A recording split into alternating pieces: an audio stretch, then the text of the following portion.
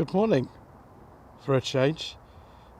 Today is the 5th of September, and it's a bit of a sad day because it's the last time that I'm going to be filming this 2019 MG ZS 1 litre turbo exclusive automatic that I've had on test from MG Motor UK for the last week or so.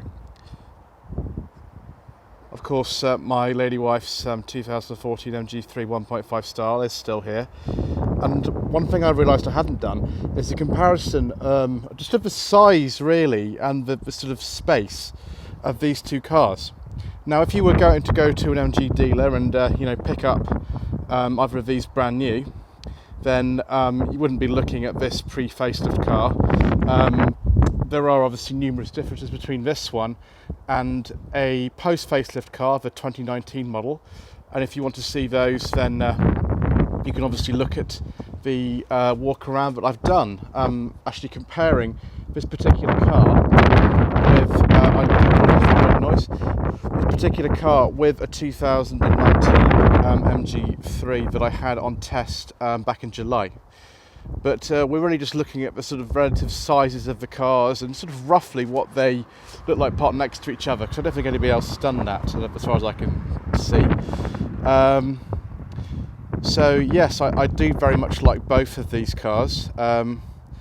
Obviously we've had our MG3 for well over 2.5 years now, and it's been a very good car, as has this MG ZS.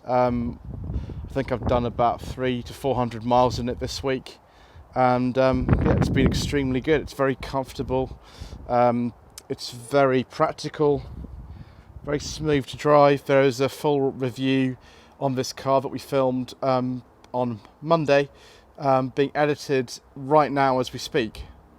But just in preparation for that, let's sort of get into some of the differences between these two cars. First of all, as you can see, the MG3 is clearly a shorter car than the MG ZS. It's not actually that much. I've got the cars parked relatively kind of level here, not exactly, but relatively level. And the footprint that the ZS actually occupies isn't that much bigger. It's a bit wider. That's one of the reasons why you can fit 3 people in the back for short journeys quite comfortably, but it's definitely not that much longer. It's a little bit longer. It is much higher though, much wider and much higher, so the cabin is a lot more spacious. The MG3 is known for being one of the more spacious cars in its class, so it's not by any means a cramped or a particularly small car as they go, but it is nothing in comparison with this. And so just be aware that if you have a particularly high space to park it in, or like a garage, it might be a little bit low, or you've got a very narrow space, then that might not be the car that you choose. Whereas this will fit in most spaces. So that's just one thing to bear in mind. If we now look inside the MG3,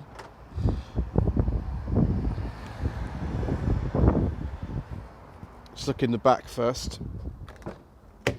You'll see that it's pretty spacious in here, and if I just get in very quickly, I've done so many videos in this car, I don't really need to do too much. You can see I've got a decent amount of knee room, and I'm very average height, I'm 5'11" by the way, and headroom is very generous, which I can't really demonstrate with this angle, but it is. You just trust my word for that. The interior is quite light, it's quite airy. Both of this and the facelifted model, the space is not different, although the interiors do look quite different. So that's a little bit of space in there. If you look at the boot, it's about 285 litres in an MG3, which is comparable with many cars of this class. Probably also the Suzuki Swift, a video which you'll probably have seen today when we compared a Suzuki Swift 1.2 Attitude at Planet Auto on test with the ZS. These cars are sort of a bit more comparable in some ways, but the Suzuki's just a little bit more expensive. I think it has a few more extra features than an MG3 would do. Just have a quick look at the dashboard. This is a pre-facelift car, so it's not really comparable, but you can see that the interior space is good. It's a little bit more basic in here, but it really isn't too bad. Let's now have a look inside the ZS. As you can see, the key is completely different. It's actually more similar to the one on like a SsangYong Tivoli for some reason. Although the ZS EV that I drove, was it? No, it was back in July with Planet Auto as the guest of their channel. That has a completely different key. It's got keyless entry. Anyway, so if we step into the back, it's a little bit easy to step into the back because the ride height's a bit higher. Now, Mr. Coleman, a rubbish mechanic's been sitting in here, so the seat's quite far back, but the headroom is even better in here. There is more knee room if you don't have a seat like this. And it is just a more modern interior. The facelift MG3 does look a bit like this, although the quality is not quite as high. Obviously, it's a cheaper car. You can see there we've got the new style MG steering wheel, which does come facelifted MG3, new style entertainment system, and the buttons. Those are all common to the facelift MG3 as well, but they just look a bit more kind of home here because they were designed for this car. Let's have a look in the boot. This is where, you know, it really scores. Very easy to get out as well. Lift up the trademark Octagon badge, and the boot we've actually got in the raised position here, which is a little bit less in terms of overall capacity. If you lower it down with adjustable boot floor, then it has around 448 litres, which is the same as on the electric version too.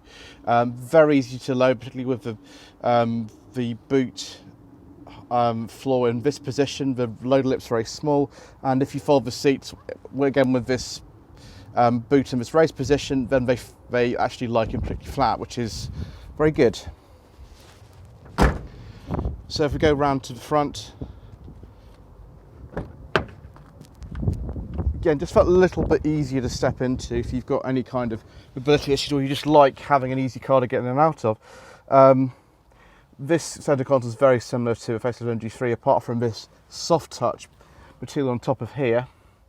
The glove box is a little bit bigger on this car than an MG3 because I tested it. We've got the automatic version here. This is the 1 litre turbo. Although if you were to directly compare this with an MG3, the best comparison would be the 1.5 manual, which is a 5-speed manual gearbox and is the same engine as on the facelift MG3, as in, you know, so many things I'm saying are very similar controls to facelifted MG3 owners as well. Let's actually take a look at the engine, and then we can see one of the main differences between this car and the one I've got over there.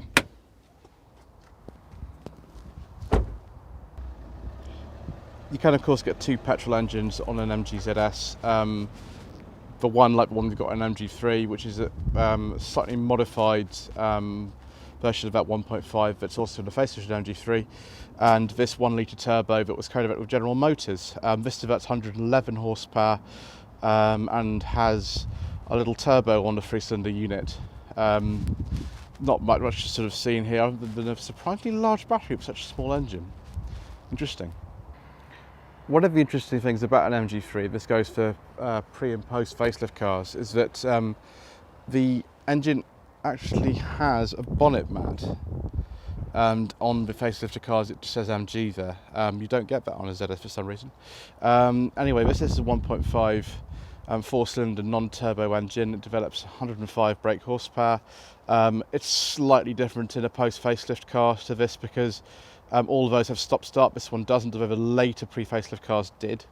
And there are a few minor changes like the solenoid and things like that.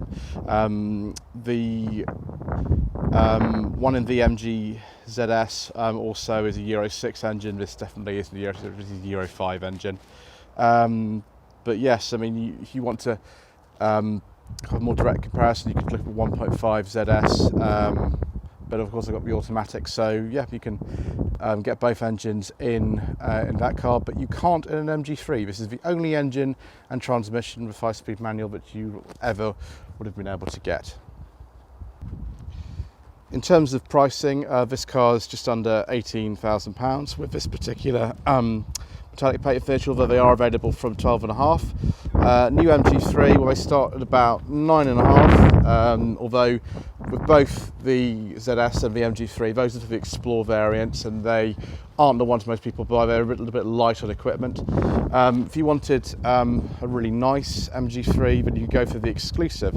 That is £12,800. Whereas most people, I think, rather than going for this exclusive at sort of 17.5 without metallic paint, or 18,000 with this lovely tri-coat metallic, they'd probably go for 1.5 Excite, which is about £14,000.